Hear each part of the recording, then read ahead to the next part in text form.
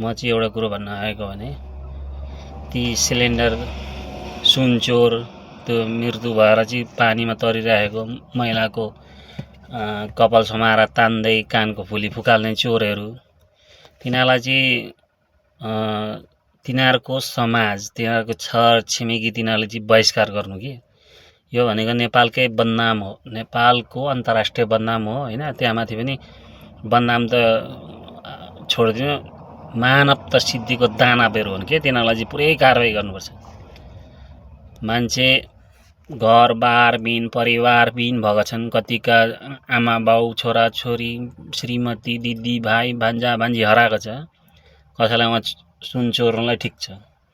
यस्ता चोरहरूलाई चाहिँ समाजले बहिष्कार गर्नु हैन मैले जिन्दगीमा तिनीहरूलाई कुनै पनि बेला बाटोमा भेटेछ भने मुख हात थुकेर हिँड्छ त्यस्ता चोरहरूलाई खाना नपाएका भिखारी चोर त्यस्तै चोर र खानु भने बरु भिख मागेर खानु नि मागेर खानु क्या भिख सडकमा बसेर मैले खाना पाइनँ भिख दे हे प्रभु भिख दे भनेर बस्नु साला मास साला खातेहरू ठुक्क खाते तिमीहरूलाई त यस्तो यस्तो गाली दिनु मन लागेछ किनभने अब के भन्नु